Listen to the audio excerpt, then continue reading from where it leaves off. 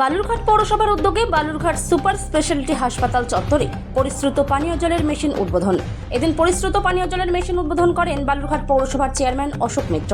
উপস্থিত ছিলেন দক্ষিণ দিনাজপুর জেলাশাসক বিজিন কৃষ্ণা, জেলা মুখ্য স্বাস্থ্য আধিকারিক সুদীপ দাস সহ পুরসভার কাউন্সিলর ও অন্যান্য আধিকারিকরা। বালুরঘাট সুপার স্পেশালিটি হাসপাতাল চত্বরে মা ক্যান্টিনের সামনে পুরসভার এই জলের মেশিন চালুর ফলে হাসপাতালে ভর্তি রোগীদের আত্মীয় স্বজন ও সাধারণ মানুষজন পরিশুদ্ধ পানীয় জল পাবেন বলে জানান বালুরঘাট পৌরসভার চেয়ারম্যান অশোক মিত্র।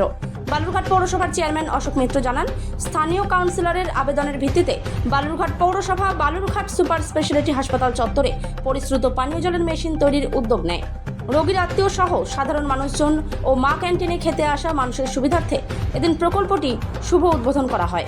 পৌরসভার কর্মকাণ্ড দেখে বিজেপির জেলা সাধারণ সম্পাদক বাপি সরকার জানান, টিএমসি জলের মেশিন বসানো নিয়ে কাটমানি খাচ্ছে, সাধারণ মানুষকে বোকা বানাচ্ছে বলে জানাচ্ছে বাপি সরকার। আমাদের যে হসপিটাল সুপার স্পেশালিটি হসপিটাল, আপনারা জানেন যে পশ্চিমবঙ্গের মুখ্যমন্ত্রী মাননীয় মমতা ব্যানার্জি একেবারে বালুরঘাটবাসী যে সুপার স্পেশালিটি হসপিটাল উপহার দিয়েছে, তো ঠিক সেখানে আমাদের পৌরসভার মা ক্যান্টিন রয়েছে, যাত্রী প্রতীক্ষালয় রয়েছে এবং পাশাপাশি বিশ্রামাগার রয়েছে। এখানে জেলার বিভিন্ন প্রান্তের মানুষ আসেন স্বাস্থ্য পরিষেবা নেওয়ার জন্য, চিকিৎসার জন্য। প্রচুর অভিভাবক অভিভাবিকা, রোগীর আত্মীয় স্বজন থেকে শুরু করে অনেকেই কিন্তু এখানে থাকে। আমরা বালুরঘাট পৌরসভার উদ্যোগে এখানে একটা বিশুদ্ধ ঠান্ডা পানীয় জলের মেশিন পরিকল্পনা গ্রহণ করেছিলাম বসানোর জন্য।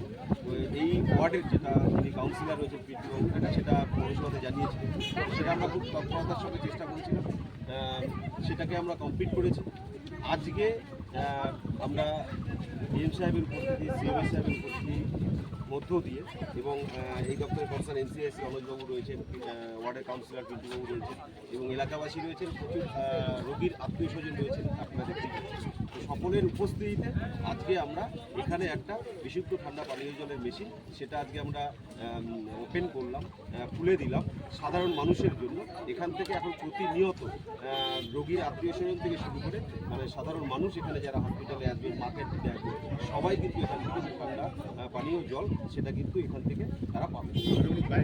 এটা আমাদের পৌরসভার বিভিন্ন ওয়ার্ডে, বিভিন্ন জনবহুল এলাকায়, মার্কেট প্লেসগুলোতে আপনারা জানেন যে আমরা বেশ কয়েকটা এই ধরনের পানীয় জলের যে প্রকল্প স্থাপন করেছি।